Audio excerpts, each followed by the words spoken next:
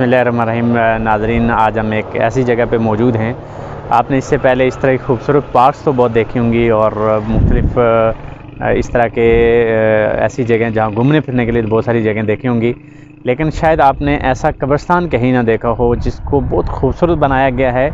और जिस फ़र्द ने इसको बनाया है उसके पेश नज़र भी ये था कि हमारे यहाँ कब्रिस्तान ऐसे होते हैं कि जहाँ पे आपको किसी मैयत को दफन करते हुए बड़ी मुश्किल से होती है कि यहाँ और बंदा खौफ महसूस कर रहा होता है। उन्होंने एक ऐसा खूबसूरत कब्रिस्तान बनाया जो किसी भी पार्क से, बहुत खूबसूरत पार्क से ज़्यादा खूबसूरत है और बहुत अच्छा लगेगा अगर आप देखेंगे कि कब्रिस्तान कितने खूबसूरती से इसे सजाया गया है। इसमें बाकायदा माली मौजूद है जो यहाँ पे फूलों की, पौधों की निगहदाश्त करता है। बहुत खूबसूरत घास है और बहुत अच्छे तरीके से इसको मेंटेन किया जाता है।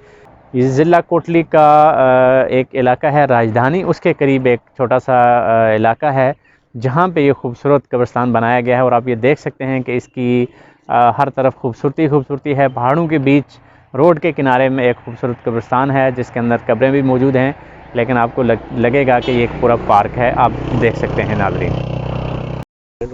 ये सारा उस मतलब जितना एरिया नजर आना ना, सारा कब्रिस्तान वास्ते आम कब्रिस्तान जेड़ा मर्जी इत्थे दफन करे। चलें, हाँ जी। इधर कितने लोग दफन हुए थे?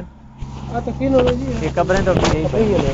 ये कितना अर्सा हुआ है कब्रिस्तान? 15-16 साल हो गए। इस इलाके ने एक और रूटीन है, इन्हें हर बंदे ने अपनी अपनी जमीन ही कब्रिस्तान बनाया लोग। कब्रिस्तान है। लेकिन कुछ ऐसे लोग जिन्होंने नहीं जगह माजरे हैं सारे सन 1965 है, सारे